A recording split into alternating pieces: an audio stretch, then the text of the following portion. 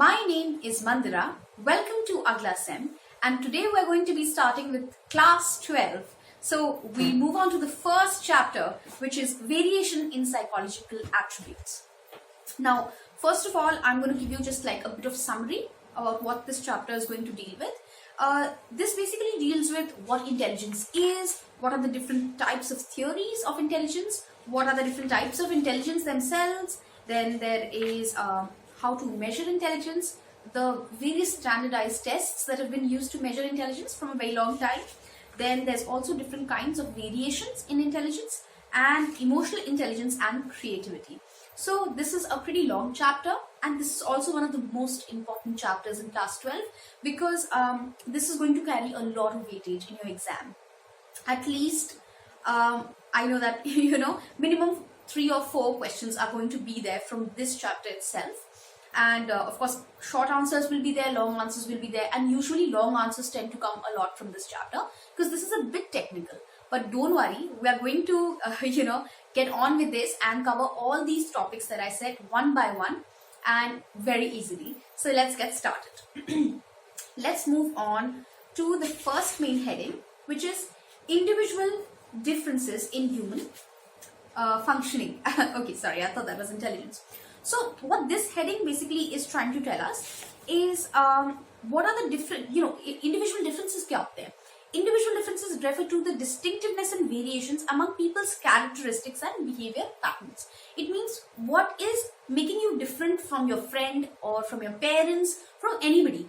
जो भी दो इंसान है हमारे वर्ल्ड में, how are they different? Obviously we know that no two people are exactly the same. It doesn't matter whether they are twins, it doesn't matter that they are really close friends or they have been raised in a similar house. It just doesn't matter. You cannot have two identical individuals, right, who behave very identically throughout their lives. So the essence of studying psychology or of human behavior is basically the individual difference that lies between different people. ठीक है, तो बहुत सारी approaches हैं that have been used to study individual differences. For example, the first one we're going to do is trait approach. Now, in chapter 2, there will be a bigger paragraph on trait approach, and basically it's a whole topic. तो मैं आपको वहाँ पर भी I'll explain to you in detail. But in short, trait approach क्या होती है? Personal traits, और traits के मतलब होता है adjectives. Any adjective that you can use to describe yourself. Okay. For example, extrovert, introvert. These are traits. Okay. Any kind of adjective. But obviously we can't use any adjective that comes in the world because there have been tests that have reduced, certain kind of important objectives as the most salient when you are describing someone's personality traits. तो extroversion, introversion जैसे for example, it is a widely accepted trait. आपका Big 5 में भी है जो हम आगे की चैप्टर में पढ़ेंगे. बहुत सारे हमारे personality tests में basically ये extroversion वाला concept use होता है. तो that is a personality trait. ठीक है, इसको क्या होता है? These cause changes in behavior. ठीक है, internal factors that are causing change in behavior. अगर आपके किसी फ्रेंड को ज्यादा गुस्सा आता है versus कम आता है, so it is their internal trait that is basically changing their behavior in different contexts. ठीक है. Second हमारा जो एक main view है that is of situationism. Sorry. So इसका what does this view suggest? That situations and circumstances in which one is placed influence one's behavior. Yes, that's correct. मतलब अगर आप maybe you are not an anxious person, right? You are just a calm person, but you might be calm while watching this video. But if there is smoke coming out of the room, God forbid, I hope that doesn't happen. But if any room you are sitting in, there is smoke coming out, you'll start feeling a bit anxious and scared. ठीक है? So it is depending on the situation about how you are reacting. So this lays a lot of emphasis on the situation itself. ठीक है? और situationist perspective जो है हमारा finally use human behavior as relatively more as a result of influence of external factors and rather than personality traits. तो यही वाला जो मैंने आपको situationism समझाया, people who are of the situationist view, they say कि more than what is inside you, what is outside you will determine your behavior. ठीक है, जिस situation में आप हो, that will determine your behavior more than your internal traits like how motivated you are, how confident you are, how anxious you are. All these things, they are secondary. ठीक है, that is the situationist view. ठीक है, now let's come on to the next main heading, which is that of assessment of psychological attributes. ठीक है, अब assessment क्या होता है? आपने of course you must have heard that you know today is the class assessment या फिर इस चीज का असेसमेंट कर रहे हैं या वो असेसमेंट कर रहे हैं. असेसमेंट मीन किसी भी चीज को ना टेस्ट करना या किसी भी चीज को मेजर करना. फॉर एग्जाम्पल अगर आपका क्लास का असेसमेंट है then the teacher's trying to assess how much you know of the psychology syllabus. ठीक है, तो this is just an example of assessment. Let's move on to the definition. So, measurement of psychological attributes of individuals and their evaluation using multiple methods in terms of standards of comparison is called assessment. मतलब individuals को evaluate करना using multiple methods. अब ऐसा तो नहीं है that you know well board exams are very important, right? But it's not that it's the only exam you have ever taken in your life or it is the only exam that you will take in your life. You'll move on to college, you'll move on to postgrad, you'll take many exams in your life, right? So all throughout our life, we are taking informal or formal assessment. Similarly, if you're facing any kind of challenge in your life, then yes, that might be an emotional assessment. ठीक है, आप उसको उस तरीके से भी समझ सकते हो. But here, we are restricting ourselves to talking about formal kind of assessment, you know, paper and pen or online or something that is formalized. So when you are trying to measure something or you know evaluate something, you should always have a standard to measure it with. इसीलिए इस definition में ये बात आती है. Standard मतलब कि अगर मुझे पता है कि जैसे for example 100 out of 100 is a standard of measurement कि this is good and you know अगर आपका 0 आता है देन दैट इज बैड.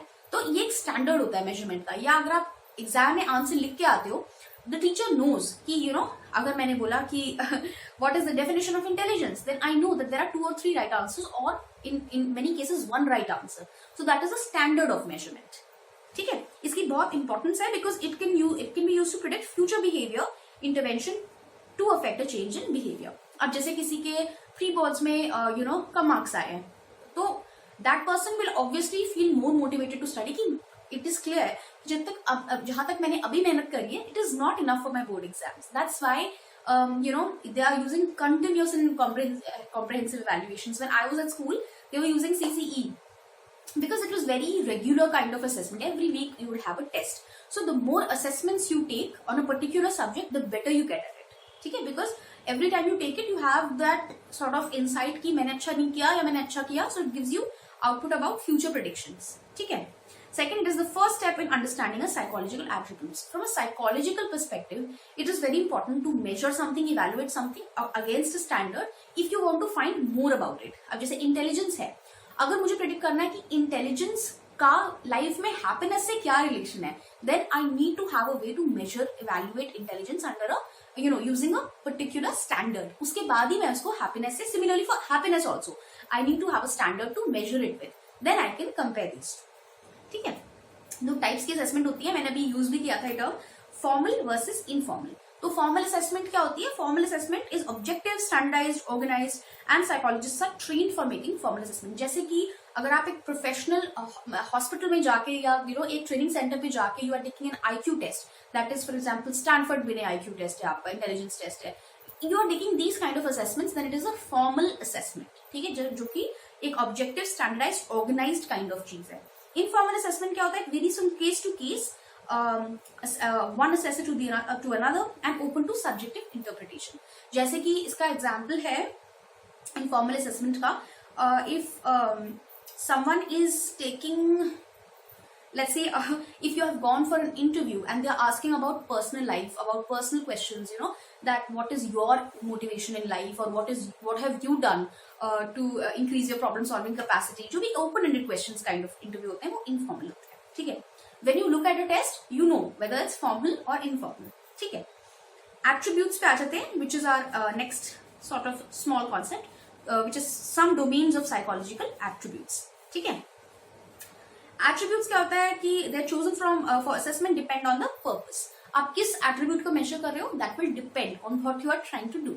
तो if I'm trying to conduct a study, जैसे नॉर्मल मैं रिसर्च क्वेश्चन पोज करना चाहती हूँ, जैसे मैंने पहले एग्जांपल दिया था कि what is the association of intelligence with happiness, that's a good enough, those are two good enough attributes to measure. ठीक है, लेकिन if I want to see कि who will be more suited to, for example, Delhi University, then for you know Lucknow University, for any XYZ university, then they have organized these tests that measure you know different kinds of things like how well you have read the syllabus, whether you are able to answer short questions, long questions. ये सारा जो हमारा board का pattern है, that is measuring those kind of attributes. ठीक है। सो सम domains पे आ जाते हैं। सबसे पहला है हमारा इंटेलिजेंस। इंटेलिजेंस जिसके बारे में I mean this is mostly covered in this chapter. This chapter is all about intelligence. तो इसको एक डेफिनेशन में बहुत अच्छी सी दी हुई है, that global capacity to understand the world, think rationally, use available resources effectively when faced with challenges. It's very practical kind of definition, very good definition कि थिंक रैशनली भी आपको सोचना पड़ेगा, you need to understand the world and use available resources effectively. ठीक है, जो भी available है सराउंडिंग में, you need to use it very efficiently. Then use of this test is that it provides a global measure of general cognitive competence including ability to profit from schooling. किसको schooling से कितना benefit होगा that can be determined by an intelligence test. या जैसे मैंने example दिया था कि university जाना या higher education या doctorate करना, ये सब चीजें determine करने के लिए intelligence tests are good. ठीक है। aptitude test क्या होता है?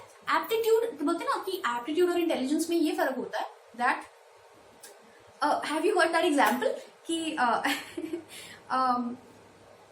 अगर Sachin Tendulkar was given a platform to sing or Lata Mangeshkar was given a platform to play cricket, they probably wouldn't have made it just like they did in this world. So that is very much related to aptitude. That is individual's underlying potential for acquiring skills if training is given. ठीक है, तो अगर किसी का musical की तरफ bend है then obviously that is musical aptitude उनका उसकी तरफ है। इंटरेस्ट और एप्टीट्यूड में ये चीज सिमिलर है, प्रेफरेंस नहीं बट इनसाइड अंदर से जो आपको एक बेंड होता है, ठीक है, दैट इज एप्टीट्यूड। इंटरेस्ट तो हम लोग एक preference, clear cut outside preference है हमारी, ठीक है, बट इट माइट बी कि हमको किसी चीज में इंटरेस्ट हो बट हमारा उसका एप्टीट्यूड ना हो। तो for example when I was a kid I was really interested in physics and like astrophysics, but clearly when I performed on different kinds of physics tests, I realized that I clearly do not have the aptitude for that kind of research. But obviously I have now, the good part is that I have interest and aptitude in psychology, so I'm doing research there. So that is the difference. ठीक है, aptitude से आपको capability predict कर सकते हैं and for proper environment and training, कौन सा environment ऐसा दिया जाए जिसमें you will perform the best. ठीक है, these are used for vocational purposes. vocation decide करने के लिए कि whether someone should go for arts, science or commerce. Now in no way should there be a cut off like 95% के ऊपर वाले को तो science ही लेना है. I think this is a very common notion, and I remember when someone, even it happened with me कि when someone who performs well takes arts, people are like नहीं ये तो नहीं करना चाहिए था. So ऐसा नहीं है कि one vocation is better than the other, but different people have the different aptitudes. अगर आप किसी बहुत ही टेक्निकल इंजीनियरिंग स्टूडेंट को जिसको इंजीनियरिंग में एप्टीट्यूड है, इंटरेस्ट है, उसको आप एक पॉलिटिशियन का जॉब दोगे या एक आर्ट्स से रिलेटेड जॉब दोगे, then obviously that person will not be able to perform well. So that doesn't mean that he is dumber than someone who would has the capability to become a politician, but it's just that these are two different things. ठीक है, some people are really good at communication, so they can deal with people around them, right? And other people are good at sitting at a desk doing a job, so certain kind of fixed, उनको अच्छा लगता है dealing with numbers, dealing with software, so that's their aptitude, that's their interest and aptitude. ठीक है, interest क्या होता है? individual's preference for engaging in one or more specific activities relative to others. ठीक है, when interest and aptitude match, that then your vocation is actually good. ठीक है, if you are an engineer and you want to become an engineer, you wish to become an engineer, you enjoy working in engineering departments, that's good. That means your aptitude and interests are matched, and of course if you're doing well also. ठीक है, personality क्या होता है? relatively enduring characteristics. enduring मतलब जो people things that remain, that stay with you, okay, of a person that make him or her distinct from others. So one of the personality traits would be, again जैसे मैंने आपको बताया था, extroversion. That is a personality trait. ठीक है, values क्या होती है? enduring beliefs about an ideal mode of behavior, right? Now values में वैल्यूज में these are beliefs what we have about the world. ठीक है, so this can be used to determine dominant values of a person. You know that some people are more likely to cheat on a test than others, so you know that they have different kinds of values. Nothing is wrong or right in that sense, but yes, it's all about your values, what you think is right and wrong. ठीक है, अब आ जाते हैं हम next topic पे, that is assessment methods. ठीक है, quickly let's get on to it. Assessment methods में फर्स्ट आता है हमारा साइकोलॉजिकल टेस्ट. वही एक टिपिकल टेस्ट जैसे मैंने आपको बताया स्टैनफोर्ड भी ने है, या many kinds of tests, even clinical diagnosis के लिए, for example BDI, that's Beck's Depression Inventory, that's one of the most widely used tests to diagnose depression. Interview में क्या होता है, that is seeking information from a person on a one-on-one basis. So this is very time consuming. I think हमने ना 11th में भी किया था in much detail about interviews कि it's time consuming but it gives you a lot of in-depth information. ठीक है. The next one is case study. Case study में in-depth study of an individual in terms of his psychological attributes, physiological history in context of psychosocial physical environment. Sigmund Freud, I'm sure you must have heard his name by now. So when he did his research, he did case studies of people and that's how psychodynamic theory was formed. ठीक है. Then there's observation. Observation में क्या होता है? Employing systematic, organized and objective procedures to record behavioral phenomenon occurring naturally in real time. जैसे मैंने आपको बताया था, if you want to study, effects of peer groups in school, then you go to a school and observe students there. ठीक है. Self report होता है, I'll tell you about something about myself. So you can ask me questions about myself and I will take on a Likert scale 1 to 5 पे मैं rating कर सकती हूँ, या फिर I can even write about myself. ठीक है. Okay, so next we come to the main heading, which is that of intelligence. That is the most important part of this chapter and the lengthiest as well. But don't worry, हम लोग आराम से कर लेंगे. ठीक है. अभी तक पता भी नहीं चला, almost 1/4 chapter is done. So first of all, different people have given their different theories of intelligence, definitions of intelligence. Don't worry about learning each and every one, but yes, थोड़ा आपको पता होना चाहिए कि किसने क्या क्या दिया है. ठीक है. First, let's do a normal kind of definition जो Wechsler's ने दी है. Wechsler's test, WAIS, is basically the test that is, I think, based on my internships. Yeah, this is the test that kids are given, adults are given for IQ.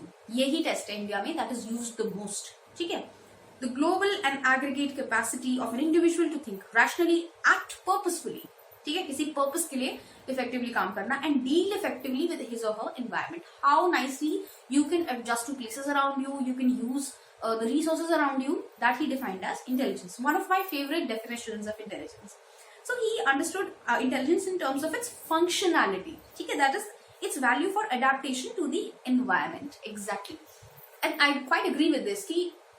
It doesn't matter if you can, solve a lot of equations sitting in a corner, isolated from the rest of the world. That's also good. That's also a different kind of intelligence. But ऐसा नहीं है कि that is anyway superior to a person who has a lot of emotional intelligence, who is effectively dealing with other people or, giving therapy to other people. Both these professions require individuals that are equally intelligent. ठीक है?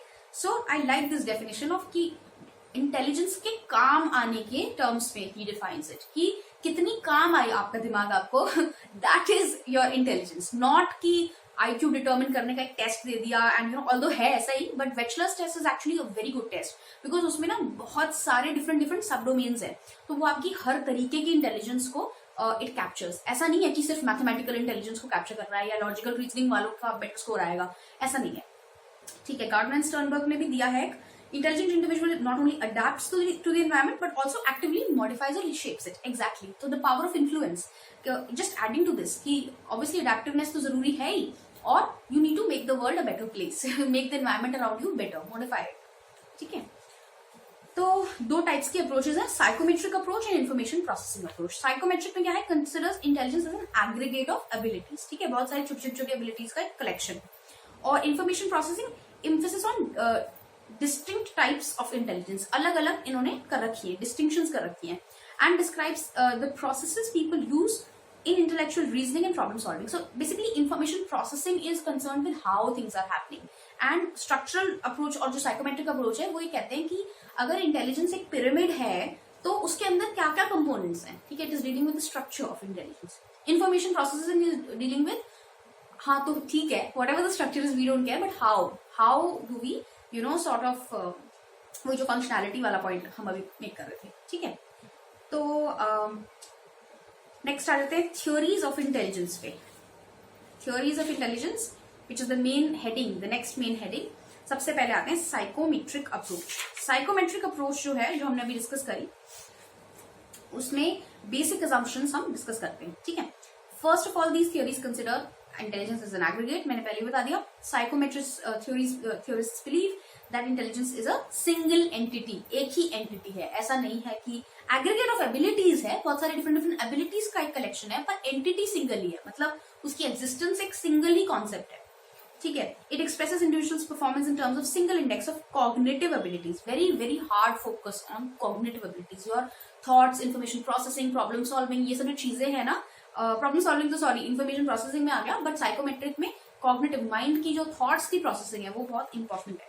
For example आपको पता चल जाएगा, don't worry if you don't fully understand this. जैसे हम examples करेंगे ना थ्योरीज के, you will completely understand it. So first is the one factor theory that is given by Alfred बिने. जैसे मैं बार बार बोल रही थी ना, Stanford Binet test, sorry I did not know that this test was not here, मैंने अपनी graduation में पढ़ा था. That is also one of the most famous intelligence test. ठीक है. द एबिलिटी टू जज well, understand well and reason well. जज करो, समझो, रीजनिंग करो. ठीक है. That was the definition. First psychologist who formalized the concept of intelligence. तो ये शॉर्ट आंसर्स में आ सकता है, अल्फ्रेड बिने. ठीक है. The next one is conceptualized intelligence is consisting of one similar set of abilities which can be used for solving any and every problem, right? So they think that intelligence is a similar set of abilities. ठीक है. मतलब in the sense I don't think this is given or it is that hard and fast, but मुझे ऐसा लगता है कि they are trying to convey that this set of abilities you have, so you have intelligence, otherwise no. So ऐसा कुछ कर दिया है. ठीक है. टू फैक्टर थ्योरीज पे मैंने दी है कि इंटेलिजेंस के दो फैक्टर्स होते हैं, G and S. Generic factor, आप इसका फुल फॉर्म नहीं है ये, just telling you. G factor and S factor का full form I am not sure that this is general or specific. I am just giving you a mnemonic to learn it with. ठीक है. आप उसको इससे याद कर सकते हो कि जी फैक्टर मतलब जनरल फैक्टर्स, एस फैक्टर मतलब स्पेसिफिक. जनरल में क्या है कि mental operations which are primary common to all performances. हर परफॉर्मेंस करने के लिए आपको एक minimum level of intelligence abilities चाहिए. वो स्पेसिफिक क्या है? It include specific abilities which allow individuals to excel in their respective domains. जैसे कि अगर मैं साइकोलॉजी पढ़ रही हूँ, आई नीड, और if I want to become a therapist, then I need a special kind of skill set in my in my head, in my sort of experience. ठीक है. Then there is the theory of primary mental abilities. काफी important है ये. इसमें बहुत सारे different types उन्होंने दिए हैं. वर्बल कॉम्प्रिहेंशन मतलब वर्ड्स वाला, न्यूमेरिकल मतलब नंबर्स, स्पेशल मतलब पैटर्न्स वाला. ठीक है. परसेप्चुअल मतलब स्पीड इन परसीविंग डिटेल्स, कितनी फास्ट कोई चीज, परसेप्चुअल स्पीड मतलब कितनी फास्ट कोई बंदा इंफॉर्मेशन फॉलो करता है. ठीक है. I have very poor perceptual speed. जब भी मैं फोन में कोई न्यू गेम इंस्टॉल करती हूँ, my sister she is so fast at it, उसको 1 मिनट में सारे डायरेक्शन समझ में आ जाते हैं, and she is playing it really well, and it will probably take me a month to process it कि कौन सा बटन कब दबाना है. That's why I am really bad at video games. ठीक है. Word fluency, talking fluently and flexibly. ठीक है. Using words also. So memory कि कितना आप recalling, this is my strong part. Memory में I am good. Accuracy of recalling information and inductive reasoning, वो हमने पढ़ा था, याद है आपको 11th में 2 टाइप्स ऑफ रीजनिंग पढ़ी थी चैप्टर में, थिंकिंग वाले. तो उसी में किसी चीज से कुछ इंडक्ट करना. ठीक है. General rules from presenting facts, जो साइंटिफिक रिसर्च में होता है. अब फोर्थ आता है हमारा हायरार्किकल मॉडल. इसमें उन्होंने 2 हायरार्कीज दे दी है जेनसन ने. सो लेवल 1 प्रोसेसिंग में होती है रोट लर्निंग. ठीक है. लेवल 1 मतलब आपको कोई भी जैसे डेफिनेशन याद करनी है, तो आप उसके एग्जैक्ट वर्ड्स याद करना चाहते हो, तो you keep repeating it or you right it multiple times ना, वो होती है रोट लर्निंग. और लेवल 2 होती है cognitive competence, in which what you are learning is also connected to the pre existing concepts, या आपके और बाकी के चीजों में इंटीग्रेट होता है. So very important point is associative learning में जितना आप आउटपुट पढ़ते हो, it is equal to input, उतना ही आपके माइंड में स्टोर होगा. लेकिन कॉग्निटिव कॉम्पिटेंस में जितना आप पढ़ रहे हो उसके से ज्यादा आपके माइंड में स्टोर होगा, बिकॉज प्री एग्जिस्टिंग कॉन्सेप्ट्स भी उससे जुड़ जाएंगे. You must have read the chapter on memory, class 11. If you आप उसका 2-3 मिनट का क्लिपिंग भी देख सकते हो. This concept is very well explained there. ठीक है. 5th पे आते हैं structure of intellect model by JP Guilford. तो इन्होंने क्या किया है, ऑपरेशन, कंटेंट और प्रोडक्ट 3 टाइप्स में डिवाइड कर दिया, डायमेंशंस में. ऑपरेशन क्या होता है कि आप क्या कर रहे हो. फॉर एग्जाम्पल कॉग्निशन है, memory retention, all these are operations that are happening. ठीक है. देन कंटेंट्स में क्या है, the material you are remembering. For example whether you are trying to look at a picture and analyse it, or you are trying to hear a sound, ये सब चीजें. ठीक है. और प्रोडक्ट में क्या होता है, the form in which the information is processed. For example relation systems transformation, किस तरीके से आपको इंफॉर्मेशन प्रेजेंट की गई है, ठीक है. Next we move on to the next set of approaches, which is information processing approach, right? The next sort of छोटी वाली सबमिटिंग. तो ग्रेट, मल्टीपल इंटेलिजेंसेस पे आ जाते हैं फर्स्ट ऑफ ऑल, ठीक है. तो इंफॉर्मेशन प्रोसेसिंग अप्रोच इसमें ना प्रॉपरली हेडिंग नहीं दी हुई है, लेकिन जो थ्योरी ऑफ मल्टीपल इंटेलिजेंसेस है ना, उसके बाद से आपकी इंफॉर्मेशन प्रोसेसिंग अप्रोच शुरू हो रही है. आप लिख लेना, you can put an heading also, ठीक है. अब थ्योरी ऑफ मल्टीपल इंटेलिजेंस में आ गया हार्वर्ड गार्टनर. ये लोग ये नहीं कहते कि अलग अलग एबिलिटीज होती हैं. एबिलिटीज तो ये लोग कह रहे हैं जो हमारे साइकोमेट्रिक प्रॉपर्टीज वाले हैं कि डिसिमिलर सेट ऑफ एबिलिटीज उनको एग्रीगेट करके इंटेलिजेंस बनती है. डोंट गेट कंफ्यूज्ड, ठीक है. ये लोग कह रहे हैं कि इंटेलिजेंस ही डिफरेंट डिफरेंट टाइप्स की होती है. एबिलिटीज तो है ही, लेकिन इंटेलिजेंस भी डिफरेंट डिफरेंट टाइप की होती है.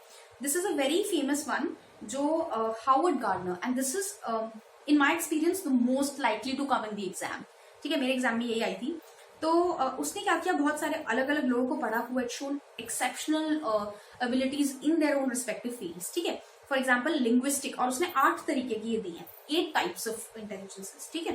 First is linguistic, the ability to use language fluently. Of course, आपकी भी क्लास में there would be lots of people who are really good at writing, reading and just speaking. English में उनका काफी command अच्छा होगा. That is linguistic ability. Logical mathematical क्या होती है?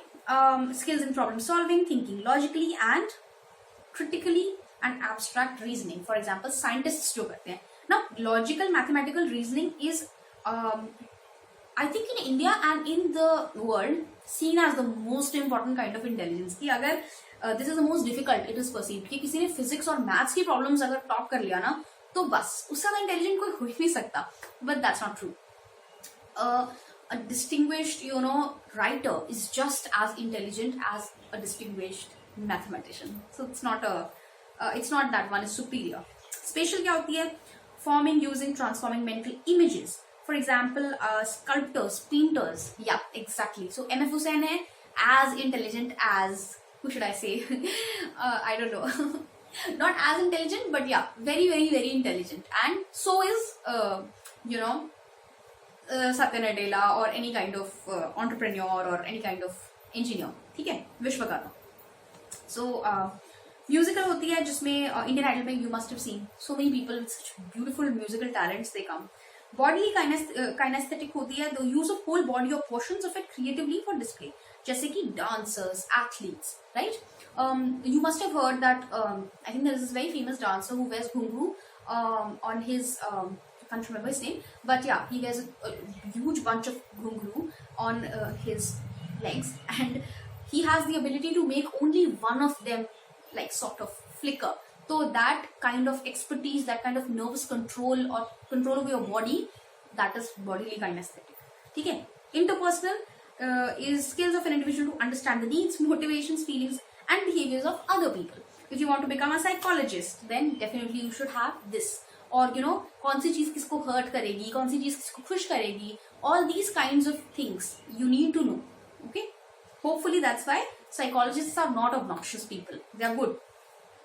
Intrapersonal क्या होता है? I mean, hopefully, not all. So, intrapersonal क्या होता है? Refers to awareness of one's own feelings, motivations.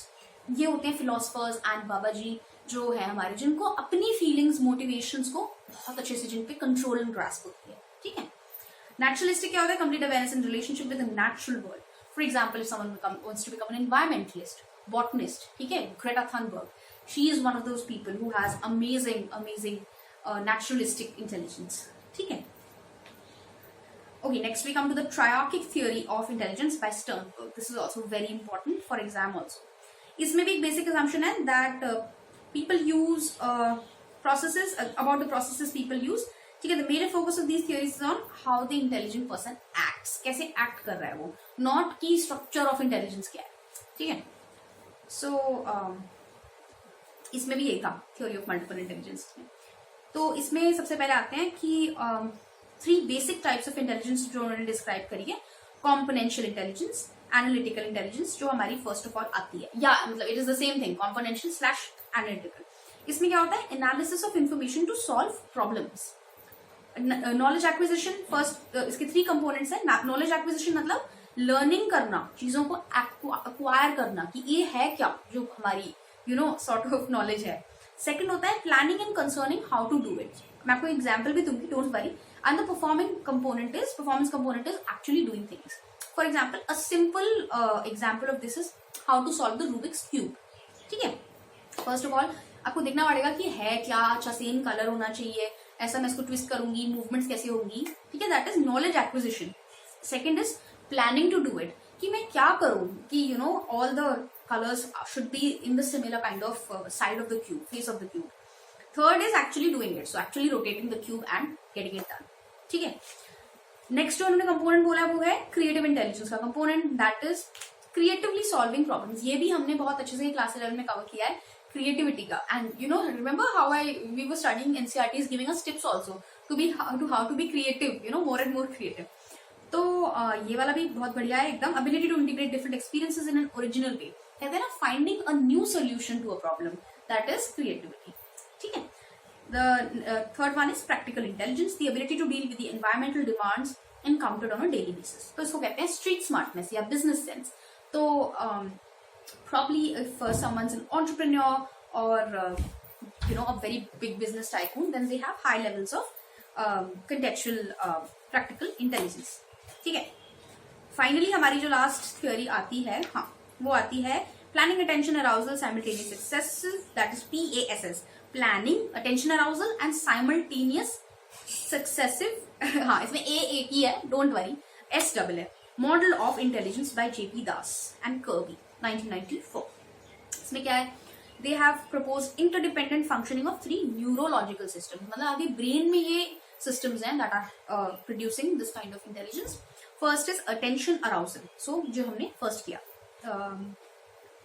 हाँ ठीक है। सो अटेंशन अराउजल मतलब they enable a person to process information. ठीक है, तो optimum level of arousal focuses our attention to the relevant aspects of a problem.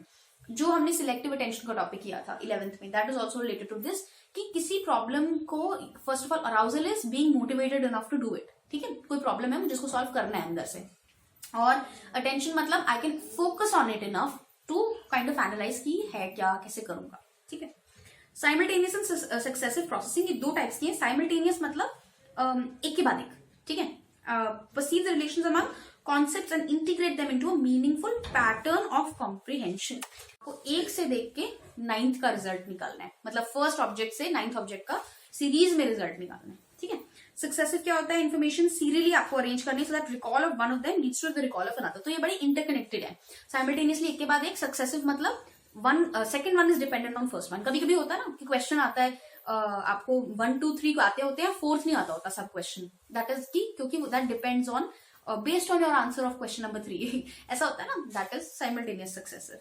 ठीक है, planning third आती है इसमें, allows us to think of possible courses of action, implement them to reach a target and evaluate their effectiveness. ठीक है, so how to go about a problem, how to planning करनी किसी भी चीज की। ठीक है, एंड ये हमारे कंपोनेंट्स हो गए। Cognitive assessment system Das and Naglieri ने प्रपोज किया इसके under, which is a battery of tests that meant for individuals of 5 to 18 years age, and they consist of verbal as well non verbal questions, tasks, and that measure basic cognitive functions. ठीक है, तो these are the various kinds of tests that they have given to measure. तो next हम लोग का ये half हो गया almost chapter. So part 1 of this chapter sort of आप समझ सकते हो कि हो गया। Now we move to the second half of the chapter, which is what? Which is individual differences in intelligence. So this is basically about how there are different kinds of variations in intelligence. ठीक है, तो इसमें हम सबसे पहले पढ़ते हैं correlation. ठीक है, which is that of correlation मतलब एक चीज का दूसरी चीज से associated होना, how one variable is related to the other or associated with the other. ठीक है, sorry. So basically इसमें there are a lot of the importance of twin studies is very high. So इसमें क्या है कि they are trying to study how similar twins की intelligence are. ठीक है, now question is why will we try to analyze कि twins जो है उनकी इंटेलिजेंस वेदर इट्स सिमिलर और नॉट, और how similar it is. We'll try to do that because we want to know how much of intelligence is that of hereditary. ठीक है, मतलब हमारे पेरेंट्स से जेनेटिकली हेरिडिटी में हमें कितनी कंपोनेंट ऑफ इंटेलिजेंस मिलती है, and versus the environmental factors that are around us, how those you know how much importance is of those factors. अगर हमें ये पता चल गया कि 100% हेरिडिटरी है इंटेलिजेंस, देन दैट मीन्स कि some people are just born with 100% intelligence, some people are just born with 50%, with 70%, है ना. तो ट्राई करने का क्या फायदा है फिर. So we are trying to find out कि सिचुएशनल फैक्टर्स एंड जो हमारे इन्वायरमेंटल फैक्टर्स हैं वो कहाँ रोल प्ले करते हैं, और हेरिडिटरी जो हमारी है genetic factors what kind of role they play. Okay, so first of all there is the case of twins that was separated in childhood. So there are set of twins, they are separated in childhood, one grew up in a different environment and the other grew up in a different environment. ठीक है, इसमें क्या है कि they show considerable similarity in their intellectual personality and behavioral characteristics. So if you have a twin brother or sister, and then you will share a lot of those DNA, a lot of those intelligence aspects with each other. ठीक है, तो twins are very very similar when it comes to intelligence. Next, we come to adopted children. Adopted children में क्या, children's intelligence is more similar to their biological rather than adoptive parents. तो जो उनके biological parents हैं, जिनसे वो set of DNA share करते हैं, hereditary factors share करते हैं, उनसे उनकी intelligence level ज्यादा match करते हैं rather than parents who are raising them. ठीक है, so basically this is kind of proving कि हमारी जो hereditary factors हैं, those are more important than environmental, according to this example. ठीक है, then there is the role of environment. As children grow in age, their intelligence level tends to move closer to that of their adoptive parents. So what they are now, they have modified the conclusion a bit. They are saying कि in very earlier stages, ठीक है, in earlier stage में तो ऐसा होगा that your intelligence will be dependent upon, I mean जैसे 4-5 years के जो बच्चे हैं उनकी intelligence will be dependent upon how their parents, biological parents intelligence was. ठीक है, लेकिन as time passes by, as you become older, then what will happen, आपकी जो इन्वायरमेंट का रोल है वो बढ़ जाता है आपकी इंटेलिजेंस को डिटरमिन करने में. ठीक है, अब आते हैं डिसएडवांटेज्ड चिल्ड्रन पे. सो इसमें चलो कॉन्सेप्ट इज लेटर ऑन, तो मैं बाद में बताऊंगी. डिसएडवांटेज चिल्ड्रन क्या होता है, adopted into families with higher socio economic status exhibit larger increase in their intelligence scores. That means when they go into families that are richer, okay, when underprivileged kids, they are adopted by people who are richer, it shows a great deal of increase in their intelligence quotient. ठीक है, so environmental deprivation lowers intelligence, while rich nutrition, good family background and quality schooling increases intelligence. ठीक है, तो ऐसा नहीं है कि 100% hereditary है and hard and fast rule है कि if your parents have a so and so level of intelligence then you will have this level of intelligence only. You know, environment है आपका, एज दे आर सेइंग कि good nutrition, खाना पीना, diet आपकी अच्छी है, एंड आपकी जो एक फैमिली बैकग्राउंड है that is good, your quality of schooling is good, then all that can, you know, these are factors that play into come into play when intelligence is being talked about and increase in intelligence is being talked about. ठीक है. Second is that there is a general consensus among psychologists and that intelligence is a product of complex interactions of hereditary and environment. So nature versus nurture की जो ये debate चल रही थी, conclusion यही है कि दोनों ही मैटर करती हैं. बायोलॉजिकल आपके जो नेचर, नेचुरल आपकी इंटेलिजेंस है वो भी मैटर करती है, and nurture, the way you are raised, the way your schooling is done, you know, whether or not a good family background was given to you or not, these are also factors that matter. Complex interaction. Hereditary sets a range within which an individual's development is actually shaped by the support of opportunities of the environment. मतलब आपकी hereditary जो है वो एक limit जरूर set कर देगी, range set कर देगी कि ये बंदा फॉर एग्जाम्पल 30 से लेके 40 के बीच में परसेंट के बीच में काम कर सकता है. Now whether you will work on the minimum range or the maximum range, that will depend upon the bringing up the environment etcetera. ठीक है, तो अगेन एक बार हम लोग एक थोड़ी सी यू नो रिकैप कर लेते हैं अबाउट सब टॉपिक जो हमारा नेक्स्ट है, that is the assessment of intelligence. तो let me just get on to it. हाँ, इसी के अंडर एक सब टॉपिक है असेसमेंट ऑफ इंटेलिजेंस. तो यहाँ पे हमारा नेचर वर्सेस नर्चर का कंट्रोवर्सी खत्म हो जाता है, and answer is both. And अब हम आते हैं असेसमेंट पे. सो सबसे पहले एज आई टोल्ड यू ना कि first person who was there to formalize the test was Alfred Binet. तो बिने एंड साइमन ने they made the first successful attempt to measure intelligence. Then second में क्या हुआ, दे गिव 1908 में क्या हुआ, 1905 का ये अराउंड है. उसके बाद next 2-3 years later mental age came into play. ठीक है, that is a measure of a person's intellectual development relative to people of his or her age. That means if a 4-year-old कि आपको mental as पता करनी है कि whether he is good at an appropriate mental age or not, you are more likely to compare him with children of his age. ठीक है, तो other 4-year-olds जो काम कर पा रहे हैं वो कर पा रहा है या नहीं कर पा रहा, मेंटल प्रोसेस जो वो कर रहे हैं वो कर पा रहा है या नहीं कर पा रहा, all this will determine the mental age. ठीक है, next we come to the chronological age. Chronological age मतलब जैसे 23 years old, 24 years old, ये हमारी क्रोनोलॉजिकल एज है, जस्ट नॉर्मल एज. ठीक है, देन रिटार्डेशन क्या होता है, being 2 mental age years below the chronological age. मतलब if someone is 4 years old, then their mental age is that of 2 years old. या if someone is 10 years old, their mental age is that of 8 years old. तो 2 साल आपका 2 mental years आपके as के पीछे चलते हैं वो लोग. ठीक है, you must have heard and I think we're going to talk about this in much detail in the coming paragraph. ठीक है, then comes William Stern, जिसने इंटेलिजेंस क्वोशंट दिया, IQ, जिसको हम बहुत कॉमनली यूज करते हैं कि इनका IQ बहुत ज्यादा है, इनका IQ कम है या क्या है. ठीक है, सो इंटेलिजेंस का एक बड़ा ही यूनिवर्सली स्टैंडर्डाइज्ड जो हमारा मेजर है दैट इज IQ. ठीक है, क्वोशंट ऑफ इंटेलिजेंस या intelligence quotient. Okay, so average IQ of the population is 100 irrespective of age. तो एक एवरेज इंडिविजुअल का जो IQ है दैट इज 100. और फ्रीक्वेंसी डिस्ट्रीब्यूशन जो इसकी है वो एक नॉर्मल डिस्ट्रीब्यूशन है. So I am not sure whether you have studied this in statistics or not, but normal distribution होती है, इसको हम गॉसियन डिस्ट्रीब्यूशन भी कहते हैं.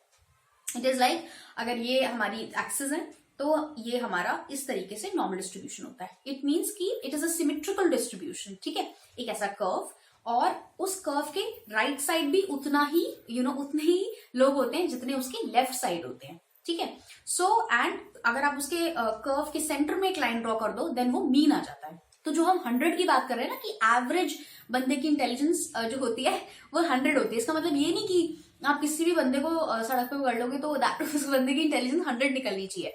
No, that's not the case. The thing is कि जो एक हमारा एवरेज है दैट मीन्स सब लोगों की इंटेलिजेंस अगर हम लोग नापना चाहते हैं तो उसका जो एक स्टैंडर्ड है of normal development then that is 100.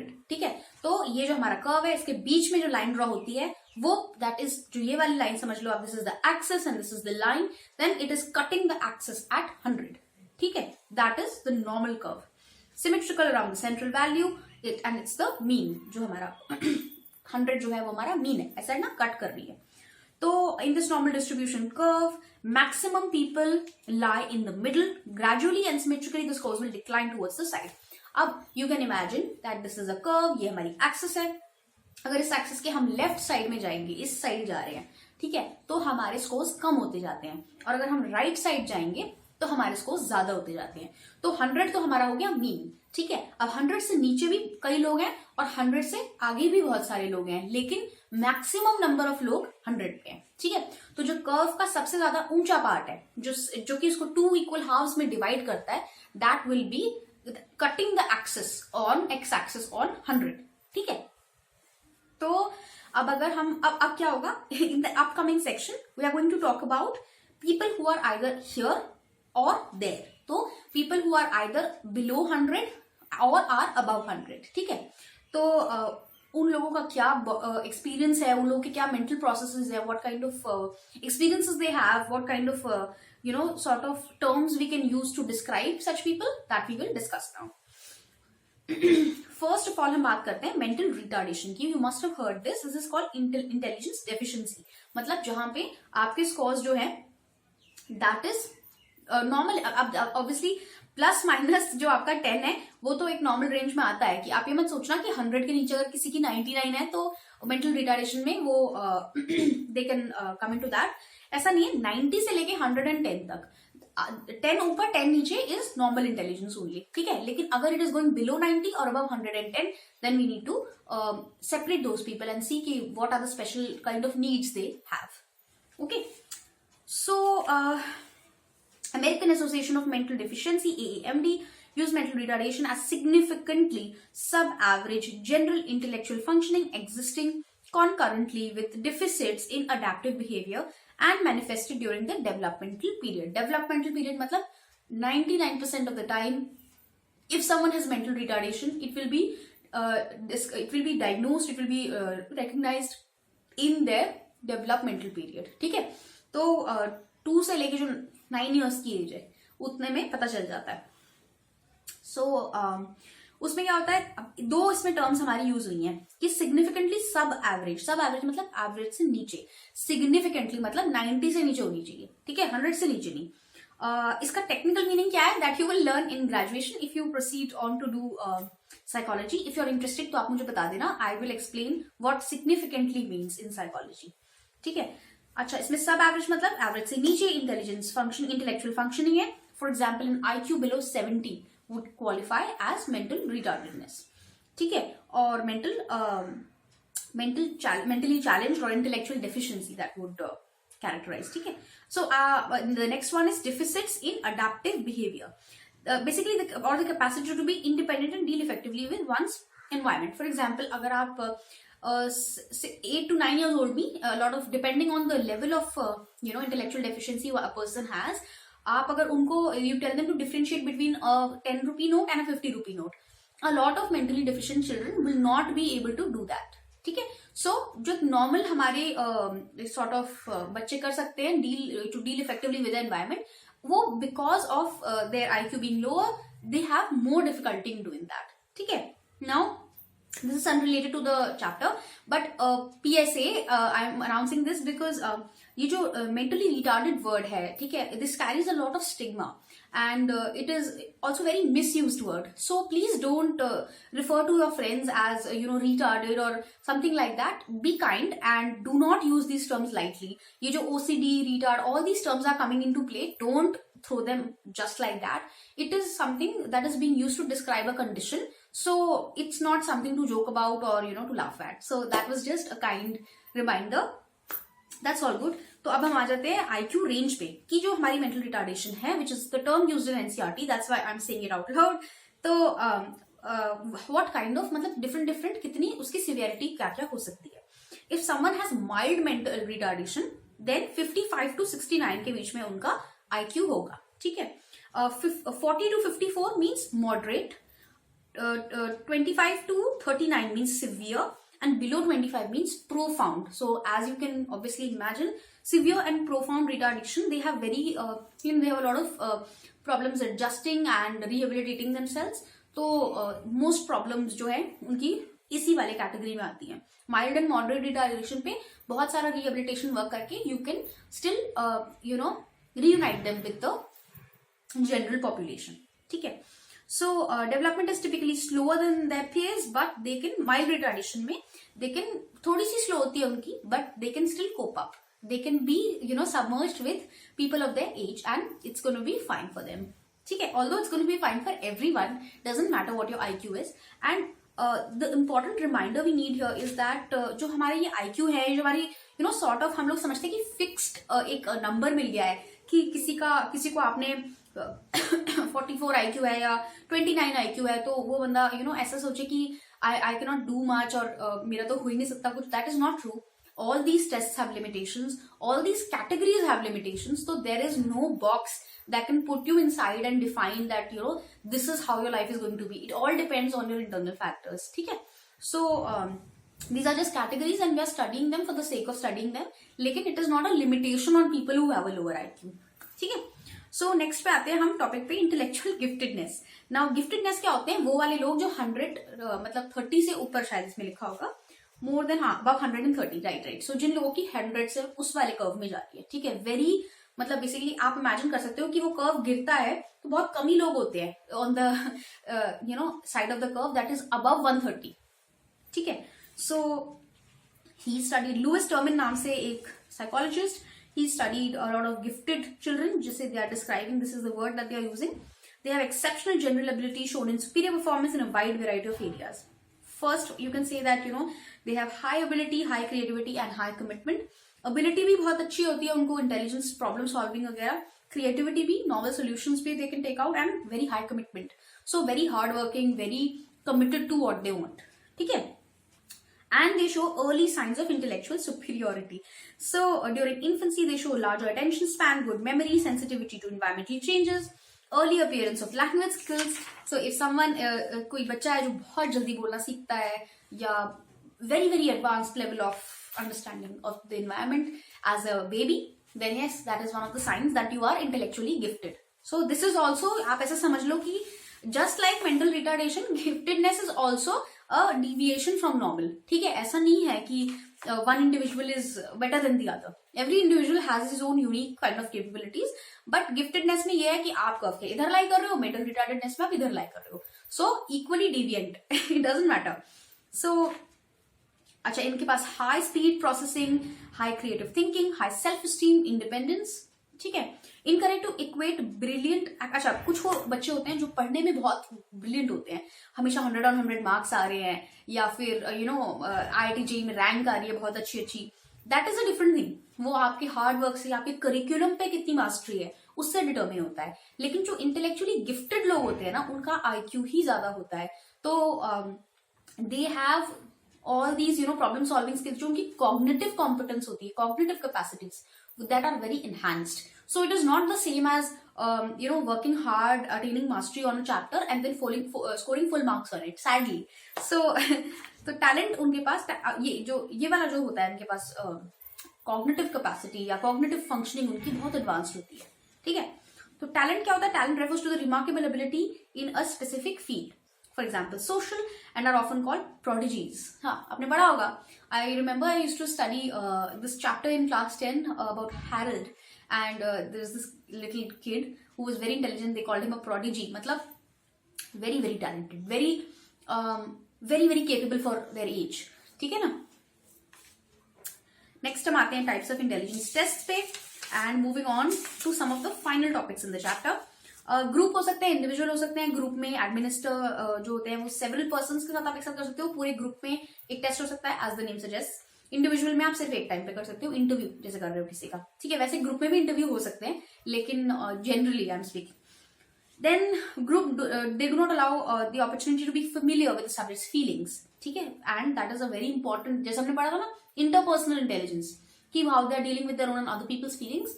इसको करने के लिए आपको एक प्रॉपर 1-on-1 इंटरेक्शन करना पड़ेगा, रादर देन एक ग्रुप टेस्ट. ठीक है, seek written answers in MCQ format. आप MCQ फॉर्मेट पे ग्रुप टेस्ट को दे सकते हो, लेकिन जो सब्जेक्टिव आंसर्स होते हैं ओरल रिटन वाले, वो आपको इंडिविजुअल टेस्ट में ही लेने पड़ेंगे. ठीक है, कल्चर फेयर और कल्चर बायस टेस्ट पे आ जाते हैं. कल्चर फेयर वो होते हैं जो किसी भी कल्चर पे अप्लाई हो सकते हैं, American, India, anywhere that can be applied. ठीक है, और कल्चर बायस्ड होते हैं जो they show certain bias to a particular culture. For example, western kids might be able to do a test better just because they are born in that culture. ठीक है, तो actually this sort of arope has been put on psychology a lot. In fact, I studied this term that psychology is very very urbanized, very westernized. ठीक है, तो ये सारे जो issues हैं साइकोलॉजी में वो तो हैं कि जो थ्योरीज हम पढ़ रहे हैं, जो टेस्ट हम कर रहे हैं इंटेलिजेंस को डिटर्मिन करने के लिए भी, वो कल्चरल कैपेसिटी, कल्चरल कॉम्पिटेंसी को कितना टैप कर रहे हैं, या किसी कल्चर से बायस तो नहीं है, क्योंकि सारे के सारे मोस्टली वेस्ट में डेवलप हुए हैं. ठीक है, तो 3 टाइप के टेस्ट होते हैं, verbal, non verbal and performance. Verbal जिसमें वर्ड्स यूज होते हैं, या जिनमें रिटन और ओरल रिस्पॉन्सेज यूज होते हैं, बोलना चालना, वर्ड रिटन वाला टेस्ट. ठीक है, नॉन वर्बल होते हैं जिनमें पिक्चर्स यूज होते हैं, जैसे कि राविन्स प्रोग्रेसिव मैट्रिसेस. और परफॉर्मेंस टेस्ट होते हैं वो जिनमें आपको कुछ ना कुछ मैनिपुलेट करके एक टास्क परफॉर्म करना होता है. It might be written language. Written language is not necessary for answering, but it might involve that and can be easily administered to people of different cultures. तो परफॉर्मेंस टेस्ट में ये बहुत बड़ा benefit है कि जैसे हम लोग हिंदी बोलते हैं, इंग्लिश बोलते हैं, स्पेनिश अलग लैंग्वेज है, फ्रेंच अलग लैंग्वेज है, सबकी अपनी अपनी लिखने का तरीका अलग है. But if you have a performance test, and that is also true with the non verbal test, then you can perform it with anybody who language is not necessary. Next हम आ जाते हैं कल्चर एंड इंटेलिजेंस पे, जिसकी हम just अभी बात कर रहे थे, which is the next main heading. तो कल्चर एंड इंटेलिजेंस, इसमें क्या हमारा जो मेन हमारा the things that we are talking about are what is culture? First of all, it is a collection of custom, beliefs, attitudes, achievements, art and literature. ठीक है, तो it is obvious that जिस culture में हम grow up करेंगे, those cultural aspects will determine the amount of intelligence and the way intelligence is expressed in us. ठीक है, कितनी intelligence है शायद ये determine ना भी कर पाए culture, but कैसे intelligence apply हो रही है, that definitely culture will determine. So कुछ जब हम आपने अभी वी वर डिस्कसिंग ना कि जब बच्चे छोटे होते हैं देन बायोलॉजिकल उनके पेरेंट्स से उनका आईक्यू मैच करता है, जब बड़े हो जाते हैं तो अडॉप्टिव पेरेंट्स से। सिमिलरली आप देखो Vygotsky is making this point, very famous Russian social psychologist I think. Elementary mental functions like crying are universal, but the manner in which higher mental functions such as problem solving and thinking operate are largely culture produced. ठीक है, तो जब हम बच्चे होते हैं probably an American kid will cry in a similar manner as an Indian kid, west east का इतना फर्क नहीं होगा, but as we grow up then our higher mental capacities, जो हमारी complex problem solving, decision making, ये सारी जो हमारी capabilities हैं, those are definitely impacted by culture. ठीक है, so then we come to the next point of technological versus integral intelligence. तो टेक्नोलॉजिकल इंटेलिजेंस क्या होती है? It basically technologically advance societies में you can find that. Integral क्या होती है? In less developed societies. ठीक है, टेक्नोलॉजिकल इंटेलिजेंस में personal achievement founded on abilities of reasoning and judgement are emphasise. तो पर्सनल अचीवमेंट, मैं क्या हूं, मेरी कितना सेल्फ एस्टीम है, मेरा कितना आईक्यू है, ये सब चीजें। ठीक है, और जो हमारी इंटीग्रल होती है उसमें social and emotional skill. For example, this is a very good comparison between US and Japan. US is an example of technological intelligence, जो वहां का कल्चर है, और इंटेग्रल इंटेलिजेंस का एग्जाम्पल है Japan. Very socially dependent and very socially they function as a society, and individual जो उनका emphasis है that is very very discouraged. ठीक है, most important point is that technological intelligence focuses on cognitive parameters. तो persons are well versed in skills of attention, observation, performance, speed and achievement. ये सारी individual चीजें हैं ना, performance के लिए, स्पीड के लिए, अटेंशन के लिए, आपको किसी और की तो डिपेंडेंस की जरूरत नहीं है। वेयरएज इंटेग्रल में होलिस्टिक पर्सपेक्टिव होता है, emphasised connectivity with social and world environment. जैसे कि आई टोल्ड यू जापान में कि how you can help your peers, how you can help your family, how you can help your country, that is very very much emphasised there. तो वो एक holistic आपकी development पे focus करते हैं, not just your personal IQ, your personal achievement. ये सब चीजें दे आर डिस्करेज्ड। ठीक है, तो अब हम आते हैं फटाफट से cognitive non cognitive processes and their integration. तो कॉग्निटिव कैपेसिटी का जो पॉइंट है दैट इज जो यहाँ पर हमारे बेसिकली अनलाइक द वेस्टर्न, ये हमारा page number 16, yeah, unlike the western views which primarily focus on cognitive parameters, the following competencies are identified as facets of intelligence in the Indian tradition. हम लोगों के India में कौन से traditions का वो होता है? First is cognitive capacity, similar to West, sensitivity to context, understanding discrimination, जिसे मैंने आपको बताया था, दो नोट्स के बीच में फर्क बताना, problem solving, how to solve Rubik's cube for example, effective communication, बातचीत करना, अपनी बात किसी को कन्वे करना। ठीक है, सोशल कॉम्पिटेंस क्या होती है? Respect for social order, commitment to elders, the young and needy, concern for others and recognizing other perspectives. So people who are very kind, generous, probably volunteering for clubs that go and work for NGOs, that's social competence. People are very high on social competence. ठीक है, emotional competence, self regulation, self monitoring of emotions, honesty, politeness, good conduct and self evaluation. ठीक है, सो बदतमीज लोग जो होते हैं या फिर जो आउट ऑफ कंट्रोल बिल्कुल बच्चे होते हैं, you can see from a young age or to when they grow up, children who are blabbing anything to elders or are being very rude, then obviously they lack emotional competence. ठीक है, and also social competence, both of them.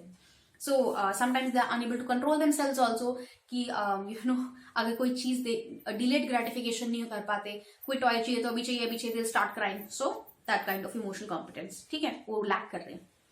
Entrepreneurial competences, commitment, persistence, patience, hard work, vigilance, and goal directed behavior. Working in a very focused and attentive manner. Okay.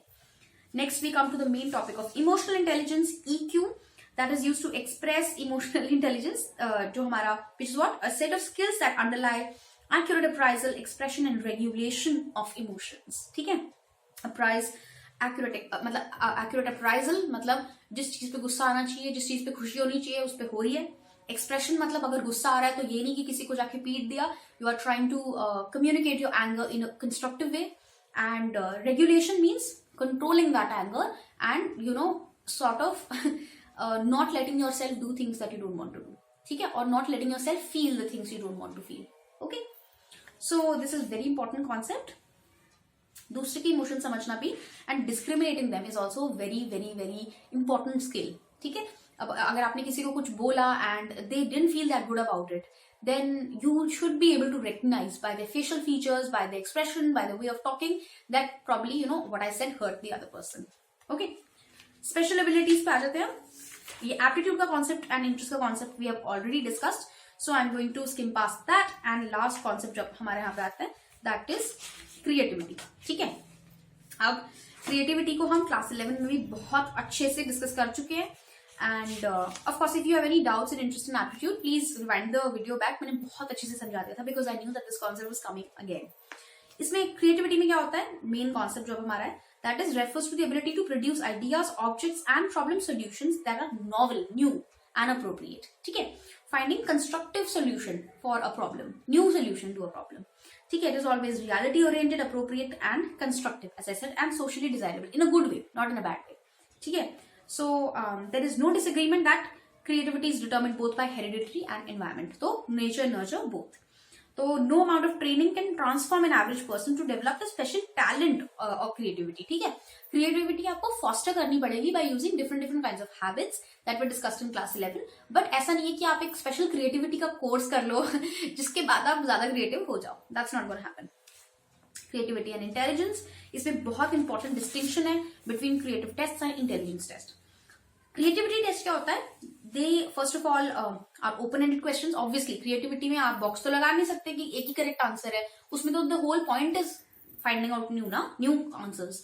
तो open ended, then there is maximum scope to assess expression of spontaneity, originality. वो जैसे वही basically open ended question से वो वही करना चाह रहे हैं कि कितना ओरिजिनल इमेजिनेशन आपकी कितनी है, that they are trying to assess. Then focus on divergent thinking, ये भी हमने क्लास 11 में पढ़ा था. मतलब डाइवर्जेंट थिंकिंग, एक ही चीज के बहुत सारे एस्पेक्ट्स के बारे में सोचना. ठीक है, and see the relationship between unrelated things. On the other hand intelligence test जो है हमारे, दीज आर क्लोज एंडेड, एक ही करेक्ट आंसर है या मैक्सिमम 2 या 3. ठीक है, तो मेजरेबिलिटीज विच इन्वॉल्व कन्वर्जेंट थिंकिंग, बहुत सारी चीजों को एक साथ कन्वर्ज करके सोचना कि इनका एक सोल्यूशन क्या होगा. ठीक है, then they focus on assessing abilities and the person has to think the right solution. ठीक है, ऐसा नहीं है कि आपको कोई नॉवल ऑब्जेक्ट्स के रिलेशनशिप्स अगर आप डिटर्मिन कर रहे हो then you will score high on an intelligence test. No, that is a creativity test.